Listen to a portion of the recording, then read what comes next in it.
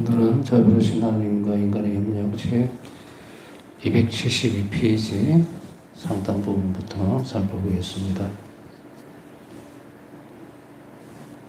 지난 시간에 우리는 이 땅에서 이미 영원한 생명을 경험한다라고 분명히 가르칩니다. 영원한 생명은 자신 안에서의 신적 삶입니다. 자신 안의 신적 삶이라는 것은 밑으로 내려보면 이것이 무엇을 의미하는지를 알 수 있어요. 이는 영성체에서 그분과 만남을 통해서 얻어지는데 신적 삶이라는 것은 말 그대로 신적인 삶이에요. 그럼 그렇게 살려면 어떻게 해야 될 것인가? 그리스도 일치한 삶을 얘기를 하죠. 그래서 영원한 생명의 핵심은 그분과 인간의 영적 결속입니다. 영적으로 하나가 돼야 영원히 살 수 있다 이 말이에요. 영원한 생명을 간직할 수 있고, 이게 그리스도께서 우리에게 주시고자 하는 영적 결속의 핵심은 바로 영성체다. 좀 놀라운 일이죠. 성체성사를 소홀히 하게 되면 신적 삶에 결속되지 못한다는 이야기예요. 이것을 우리가 이제 신적 삶에 결속되지 못한다는 말은 영원한 생명에서 멀어진다는 이야기죠. 그럼 여기서 영원한 생명이라는 말을 우리가 계속 참 많이 쓰잖아요. 우리가 살펴보면 많은 단어들을 사용을 하고 있는데 그 단어가 가지고 있는 의미를 제대로 알아듣지를 못하는 거예요. 그 영원한 생명이 무엇입니까? 라고 하면 그냥 버벅거리죠. 영원한 생명을 주십시오. 해놓고는 영원한 생명은 영원히 사는 거예요. 그죠? 그런데 그 영원히 산다는 것이 무엇을 의미하는지를 모른다는 얘기예요. 우리는 육적인 존재죠. 그렇기 때문에 영원한 생명이라는 말 자체를 어떻게 이해를 하고 있냐면 그냥 이 상태 그대로 쭉 사는 거예요. 그냥 상상할 수 있는 부분들이 별로 없죠. 죽고 나면 우리는 먼지로 돌아갈 거고, 천국에 간다면 천국에서 난 또 어떻게 살지? 알 수가 없는 거예요. 그러니까 여기서 보면 신적 생명 안으로 들어간다는 표현을 많이 쓰죠. 천국은 신적 생명 안으로 들어가는 거예요. 그러면은 하느님하고 우리가 이렇게 보면 결속력이라는 말을 많이 쓰는데 하느님과 하나가 내가 하나가 된다는 얘기예요. 삼위일체이신 하나님께서 나누신 사랑 안으로 초대받은 것은 인간밖에 없어요. 그 가능한 이유가 뭐냐면 성체성사 때문에 그런 거예요. 나중에 뒤에 보면 생명을 아버지께서 성령을 통해서 우리에게 주시고 그 성령을 통해서 예수님께서 우리에게 뭘 당시 자신을 주실 수 있는 거예요. 자, 이런 것을 보면 신적 생명이라는 말을 싹 끄집어버리면 영적 결합입니다. 하느님과 예수님과 우리의 영적 결합이에요. 그것을 지금 이렇게 얘기를 하고 있죠. 그분과 인간의 영적 결속이다. 영적 결속이라는 것은 비등한 처지에서 이렇게 되는 것이 아니에요. 여기서 결속이라는 말은 그리스도께서 우리를 끌어간다는 얘기예요. 그래서 그 생명 안으로 쑥 들어가 버리는 거지, 인간이 뭐라고 인간하고 하느님이 동등한 어떤 입장에서 같이 이렇게, 결속이라는 말을 쓰니까 우리가, 제 같은 경우도 그렇게 빨리 떠오르는 게 뭐냐면, 체인 있잖아요, 체인, 그죠? 여러분 이제 쉽게 얘기하면 쇠사슬 같은 이런 큰 굵은 체인들 말이죠. 오늘 작은 거라도 상관없어요. 결속이라는 말이 이렇게 엮어 놓는 거죠. 결합시켜 놓는 건데 이것이 똑같은 재질로 이렇게 엮어진다면 자꾸 착각을 하면 안 돼요. 우리 결속은 예수님께서 가지고 오시는 거예요. 그래서 우리가 그 안으로 들어가서 결속이 된다는 이야기입니다. 요 말은 고리가 두 개 있어요. 그죠? 우리 결속이라는 말을 자꾸 쓰게 되면 설사 이렇게 쉽게 얘기하면 뭐라 표현드릴까? 저기 배 보면 닷을 내잖아요. 거기에 엮여져 있는 게 뭡니까? 고리잖아요. 철근으로 만들어준. 자, 고리는 하나하나가 서로가 이렇게 엮어져 있죠. 그걸 우리가 결속시킨다 그러죠. 그러나 예수님과 우리의 관계에서의 결속은 그런 결속이 아니고 신적 생명 안으로 초대받아져서 들어가 버리는 거예요. 결합되어 버린다는 거예요, 이렇게. 그래서 우리가 대등하게 이렇게 고리가 두 개 엮이는 그런 관계가 아니고 먹힌다는 거예요, 이렇게 하는 거. 이거를 이제 여러 가지 방향으로 설명을 하죠.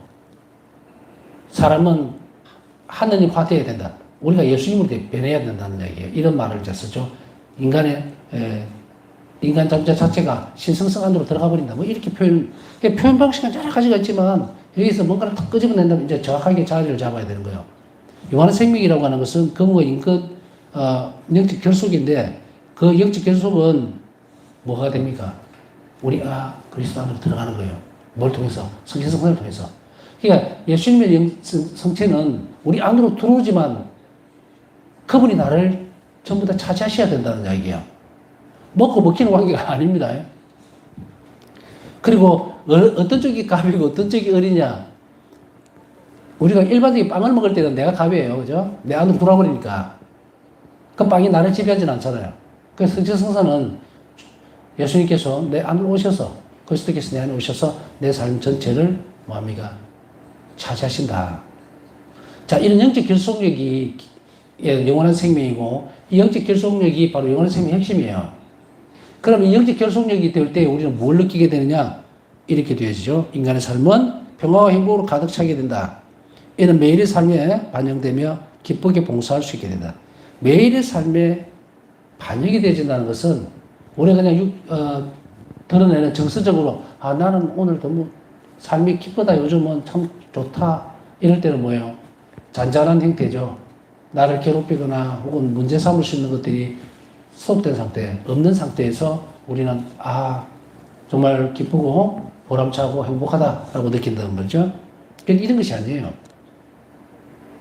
외부적인 요인으로 인한 행복이 아니고 내 내적인 행복을 이야기하는 거야. 이 내적인 행복은 내가 만들어낼 수 있는 부분들이 아니에요. 그건 하나님께서 주신 선물이라. 그렇기 때문에 바깥 외적인 조건들이 아무리 변한다 하더라도 이 내면적으로 들어와 있는 이것이 변화가 되지 않습니다. 이게 참된 행복이에요. 그러면 어떻게 될까요? 인간 안에, 영혼 안에서 참된 행복과 그리고 평화를 누릴 수 있으면 외적인 조건들이 다 변한다는 이야기예요.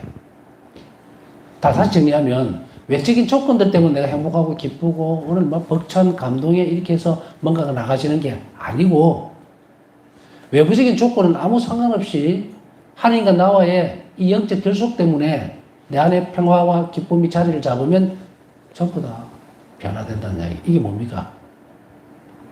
이게 하나님 손길이에요. 우리가 이렇게 살펴보면 객관적으로 하나님 손길이 내가 무슨 이제 사업을 한다 뭘 한다 할 때 하나님 손길이 외부에서 이렇게 가는 걸로 착각을 하고 있는 거예요. 물론 그런 도움의 순간도 있지만 거의 99.99%는 뭐냐면 내 자신의 삶에 보면 영적 결속력 안에서 이것이 나를 통해서 드러나 버린다는 거예요. 마치도 불꽃에 우리가 불을 붙이잖아요.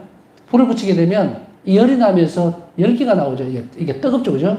음식을 익힐 수도 있고 빛을 밝힐 수도 있고 안에서 밖으로 나오는 거예요. 그래서 바깥 주변 상황들을 변화시키는 것이 바로 인간과 하나님의 영적 결속력이 가지고 있는 엄청난 시너지입니다. 이 시너지라는 표현을 쓸게요. 은총이죠. 그렇기 때문에 우리가 가장 행복하려면 외부적 조건에 의해서 사람이 흔들흔들하면 평생 괴롭죠. 돈이 있으면 기뻤다가 돈이 없으면 정말 쭈구리가 돼서 어디 기도 못 펴고 숨도 못 쉬고 탁 이렇게 움츠리고 있다가 또 뭐 하나 생기면 또 일어나. 이게 사람이 사는 게 아니잖아요, 이게. 하나님과 우리 사람의 관계는 영속력이에요. 그래서 예수님께서 우리에게 주시고자 하는 평화는 바로 영적 결속력이 있는 거예요. 그렇게 했을 때는 바깥에 어떤 조건들이 바뀌더라도 그게 바뀌지는 않는다는 얘기예요. 오히려 변화시킬 수 있는 힘이 안에 있죠. 왜? 예수님이 내 안에 사시니까. 그리고 우리가 힘써 노력해야 될 것은 어떤 부분입니까? 그렇죠. 영적 결속력을 위해서 우리가 어떻게 해야 될 것인가가 문제겠죠. 그냥 영성체 때 성체만 그냥 막 받아 모신다고 해서 되는 문제가 아니라는 걸 이제 1단계에서 이렇게 올라왔어요. 그냥 뒤로 가면 어떻게 초대받아진 것에 대해서 구체적으로 어떻게 할 것인가는 뒤에 나올 거고 지금 일단 수면으로 오는 건 이거예요.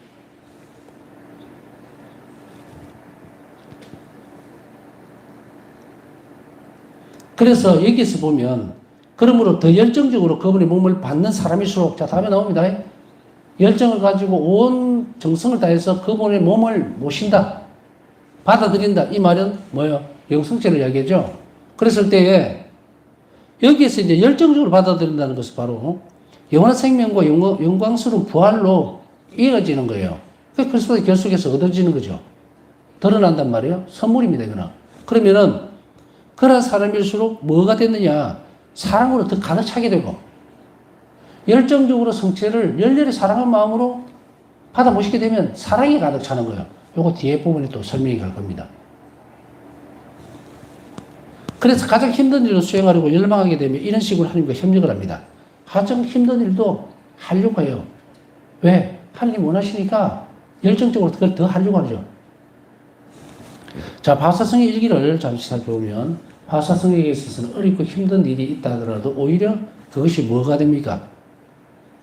하나님 사랑으로 가득 차 있기 때문에 그 사랑이 움직이는 거예요. 그래서 다른 사람들이 싫어하거나 혹은 힘들어하는 부분들까지도 더 가까이 가서 그걸 하려고 합니다. 그 동기가 뭘까? 힘이 좋아서 아니에요. 하나님에 대한 사랑이 더 커진 사람일수록 이런 더 넓은 어떤 사랑의 행위들을 하려고 합니다. 그러면 은총은 뒤를 따라와요. 어떻게 그게 가능할 것인가? 사실은 보면요. 어떤 일을 하든지 무엇을 하든지 우리에게 사랑만 있으면 다 되는 거예요. 왜냐하면 사랑 자체가 바로 하느님이잖아. 그러니까 그분이 우리가 이제 풀어놓으니까 그분에 대한 사랑이 동기가 되어서 그 일을 할 때에 은총은 따라와서 그 일을 하게 돼 있어요. 인간의 협력이죠. 그러나 여기에서 간과하지 말아야 될 것은 뭐냐면 그렇다고 인간의 노고가 없느냐? 있습니다. 때로는 굉장히 고통스럽고 때로는 창피하고 때로는 무기력한 자신의 모습을 볼 때도 있고 그러나 그런 것들이 하나님께 대한 사랑을 무너뜨릴 수 없다는 이야기예요. 이것을 바울 사도는 이렇게 표현하고 있죠. 무엇이 그리스도 사랑에 의해서 우리를 떼놓을 수 있겠습니까? 이거예요. 자, 이렇게 바울 사도가 그 말씀하실 때 그 안에 바울 안에 무엇이 있었느냐? 넘치는 열정이 있었는데 사랑이. 그리스도께 대한 온전한 사랑이 자리를 잡으니까 어떤 것으로 이걸 떼놓을 수 있겠는가? 나를 주님에게서. 교회를 떠나는 많은 사람들, 냉담하는 사람들이 요거예요. 하나님 자비를 알지 못하기 때문이고, 하나님 사랑을 모르기 때문에, 자신 안에 간직해야 될 그 사랑이 없고 자비가 없으니까 떠나는 거죠. 그럼 우리는 열렬히 더 사랑하기 위해서 혹은 말 그대로 신앙인으로 더 살아내기 위해서는 무엇을 해야 될 것인가? 사랑해야죠.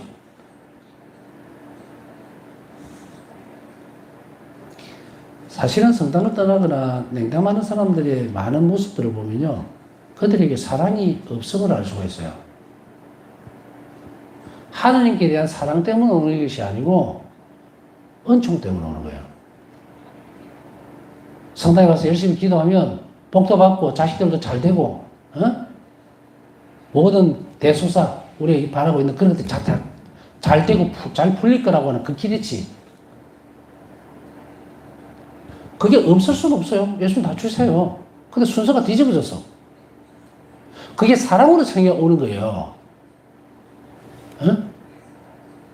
자비 은총은 어떻게 그릇 없이는 어떤 경우에도 못 받는다 그랬잖아요. 가져가야 될 그릇도 없으면서 자신은 모릅니다. 열심히 했다고 착각을 하는 거예요. 뭐가 열심히 했는데. 그런 열심히 정도라 그러면은 수도자들에게서도 다 성인이 되어야 돼, 다. 자신의 몸을 봉헌했잖아. 정신뿐 아니고 몸까지 전부 다.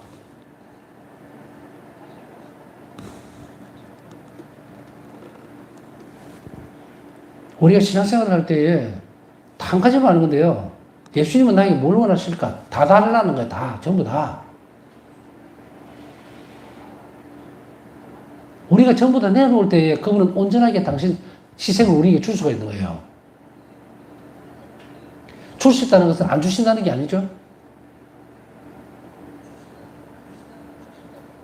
영적 생명이나 영적 결합이라고 하는 것은 온전히 다 내놓을 때 가능한 문제다. 우리 천국 갈 때 반만 갈 겁니까? 반만? 이렇게? 예? 반반 치킨도 아니고? 발만 가고 머리만 갈 거예요? 아니잖아요. 온전히 가야 되겠죠? 온전히. 아주 간단한 진리를 알면서 왜 하느님과 나와의 관계에 있어서, 특히 예수님과 나와의 관계에 있어서만큼은 정말 말도 안 되는 어떤 그런 걸로 신앙생활을 하려고 하는 거예요. 그런데 여기에 무엇이 문제일까를 분명히 아는 게 중요해요. 지금까지 어떻게 살아왔고 어떻게 했다는 것은 중요한 거, 그것도 물론 중요하겠지만 사실은 그건 일할 정도밖에 안 돼요. 나머지 지금부터 무엇을 할 것인가인데 몰라서 못했다는 면은 이제 시작하면 되겠죠. 자, 이제 개념 정리는 끝났어요.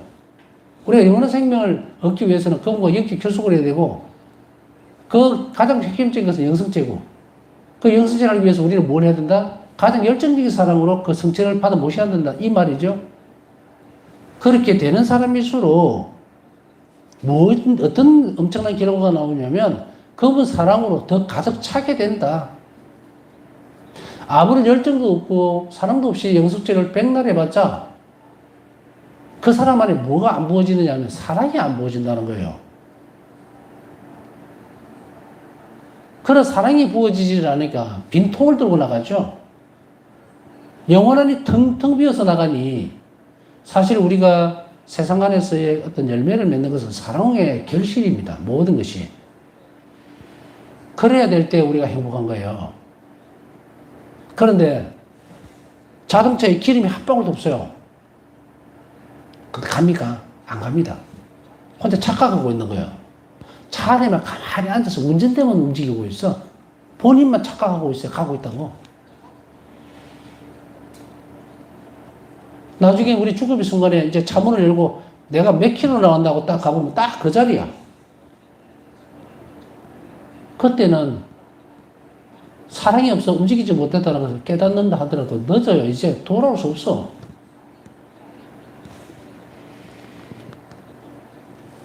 지금 우리가 이것을 듣는다는 것이 얼마나 큰 행복인지 모릅니다. 자, 이런 관계에 있어서 우리가 그럼 영성체 때에 이렇게 열정적으로 사랑을 그분을 모시는 것이 뭐다?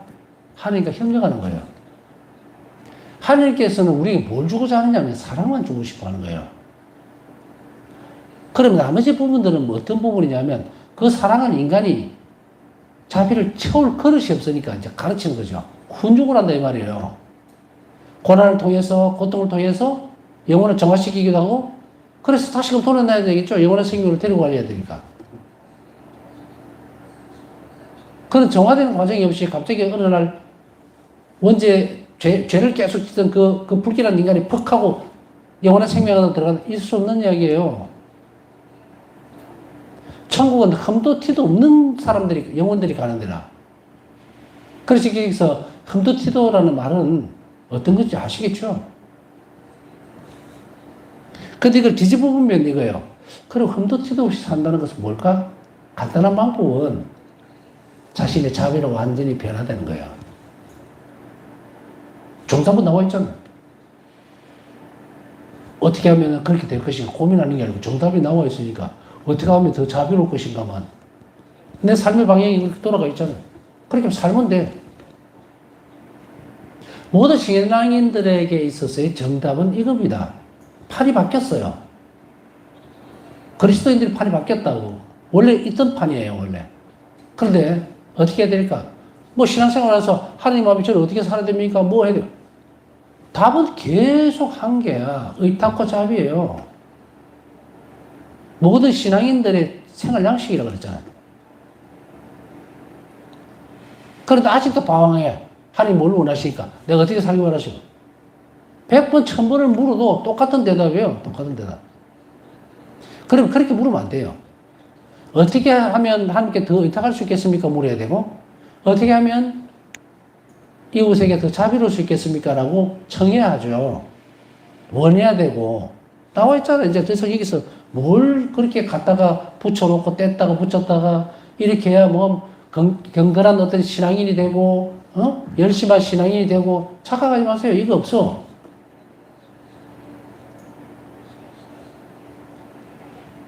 천국 가는 길은 한 길밖에 없습니다. 자비의 길. 의탁과 자비의 길밖에 없어요. 새 길이 있다? 글쎄, 그건 잘 모르겠어요. 새 길이라는 의미도 좀 돌아가더라도 그 자리로 가면 되는데 이 새끼리 딴 데로 가버리면 어떡할 거예요?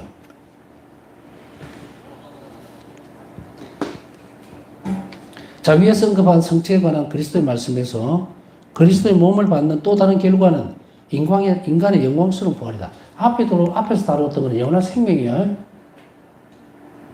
성체성사에서 오는 것은 영원한 생명과 부활입니다. 두 가지죠, 그죠? 그래서 성체에 관한 그리스도의 말씀에서 영성체를 하는 사람들의 또 다른 결과다, 이 말이에요. 영원한 생명이에요. 그리스도께서 분명히 말씀하셨다. 내 살을 먹고 내 피를 마시는 사람은 영원한 생명을 얻고 나도 마지막 날에 그를 다시 살릴 것이다. 요한복음 6장 54절. 신적 생명은 우리가 지금 부활할 수 없어요. 그죠? 그러나 신적 생명을 살아내야만 부활한다는 얘기예요. 앞에서 다 설명드렸으니까 더 안 하겠습니다. 그분은 단지 이를 말씀만 하신 것이 아니라 당신의 부활로서 증명하셨다. 예수님께서는 당신 안에 왜요? 신적 생명 자체이셨죠. 그 충만하셨죠. 그러고 나시고 돌아가시고 나니까 그 결과는 어떤 게 나옵니까? 부활해야 돼요.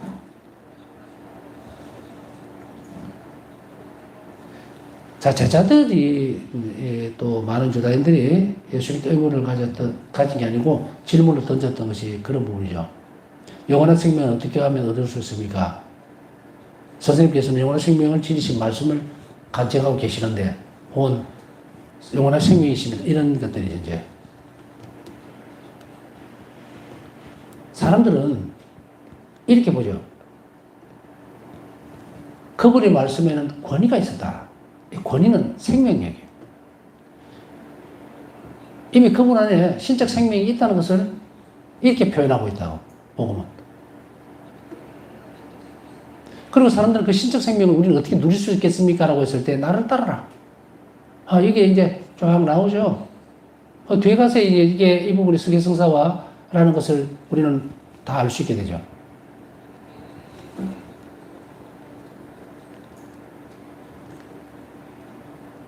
그러면 인간은 이 진리를 인식하고 이러한 시각으로 자신의 매일의 의무를 수행해야만 한다.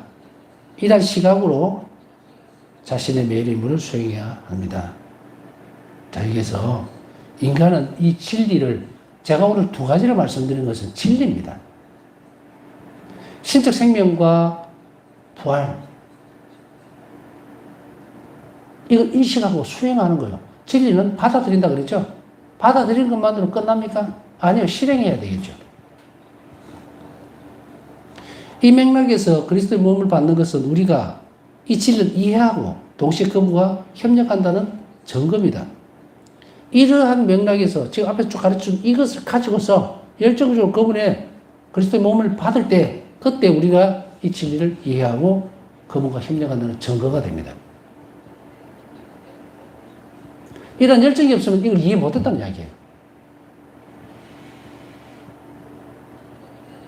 그리고 이런 태도는 바로 이런 사실들, 진리를 받아들이고 이해했다는, 그리고 그분과 협력하고 있다는 증거이기 때문에 더 이상 우리가 그리스도께 어떻게 협력해야 될 것인가, 하나님 뜻을 우리가 어떻게 수행해야 될 것인가라는 문제는 더 이상 제기할 필요가 없죠. 사실상 성사 안에서 이 협력들은 바로 그분의 증거하는 것일 뿐 아니고 그분과 협력하는 겁니다.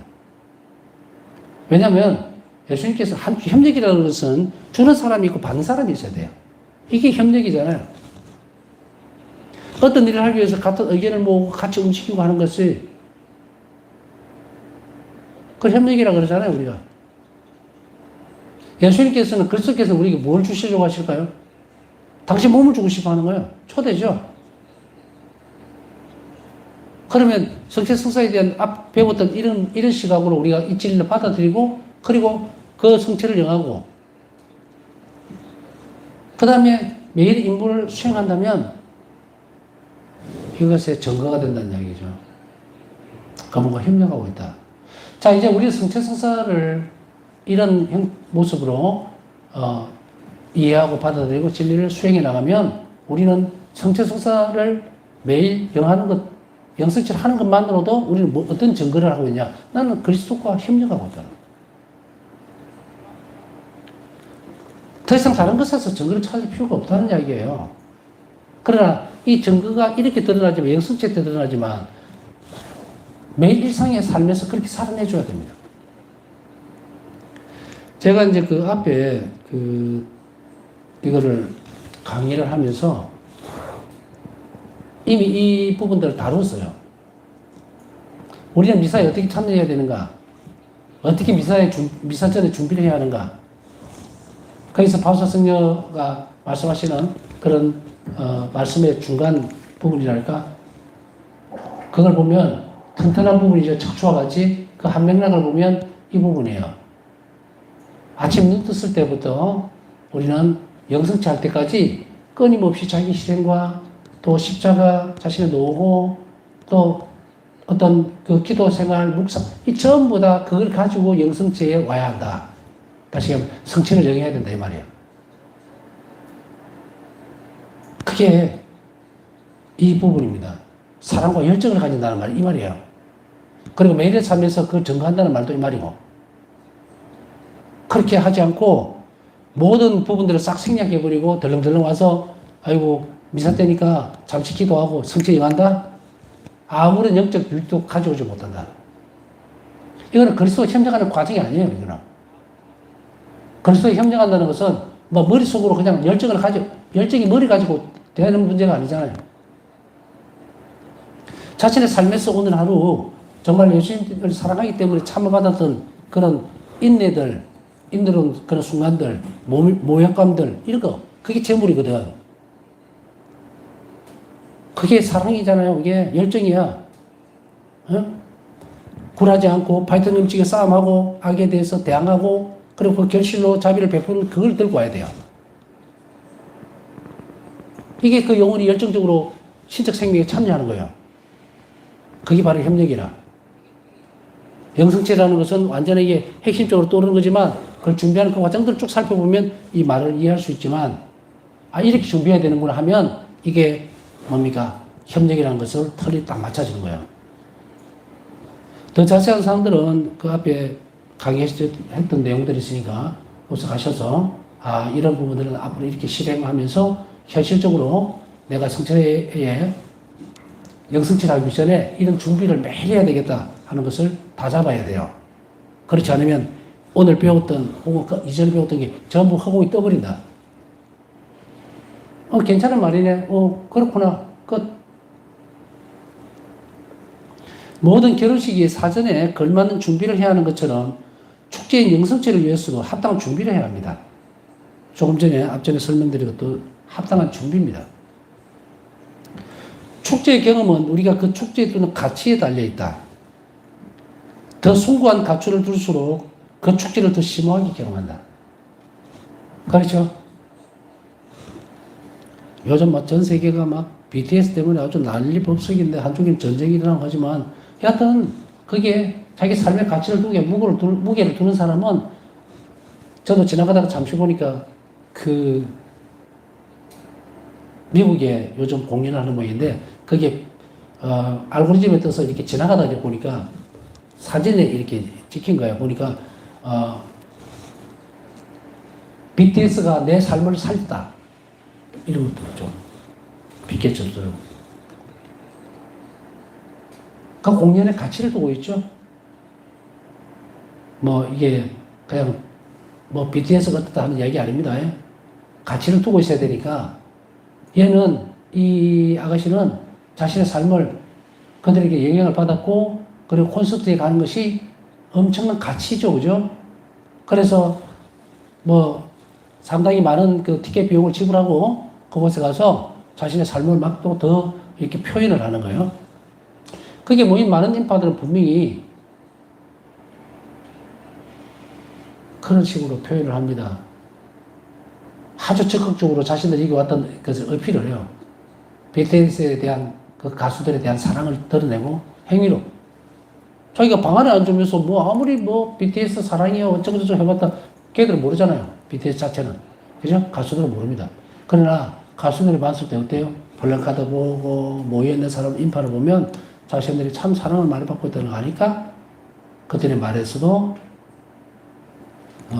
자신의 팬덤을 향해서 사랑한다고 얘기를 하죠. 이렇게 많이 사랑을 해주셔서 너무 고맙다. 이게 되잖아요. 자, 다시 그럼 돌아갑시다. 축제에 두는 가치죠.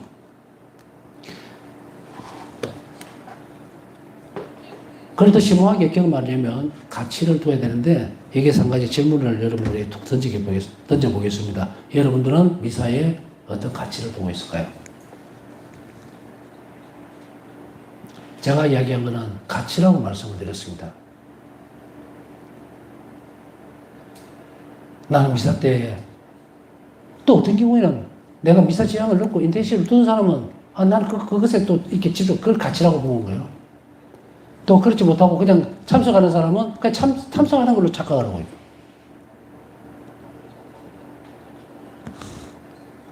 가치를 두고 움직인다는 것은 내가 정말 성체성사를 통해서 오늘은 예수님을 정말 만나야겠다. 그 간절함. 이런 것보다 사실은 어떤 쪽에다가 더 많은 가치를 둡니까? 아예 생각이 없을 수도 있고, 또 어떤 때는 이제, 본다신 하다 보면 수능 때, 생전에 안 나오던 사람들이 나와요, 수능 때. 아주 열심히 이상을 써가면서 막 열심히 기도합니다. 뭐 보니까 객관적으로 열심히 하는 것 같아. 근데 쥐어 짜는 것 같은 느낌이 들긴 해요. 그러다가 수능이 끝나면 떠나죠. 안 와요. 자신이 미사에 대한 가치는 딱 그 정도. 이 판을 엎어보면요. 참 예수님 목숨값이 그거 하나. 수능이 되느냐 안 되느냐 그런 거에 달려있다. 참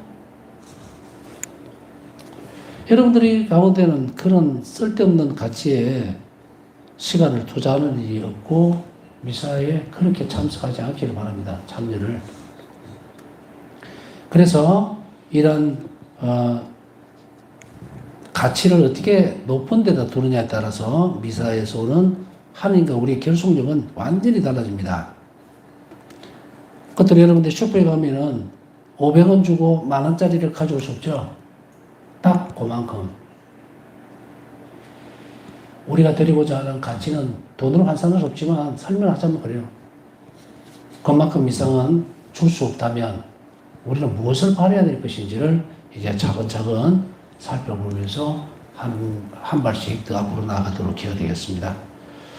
남은 시간 묵상하면서 오늘도 하나님 자녀 사신 분들 위해서 함께 기도해 주시기 바랍니다.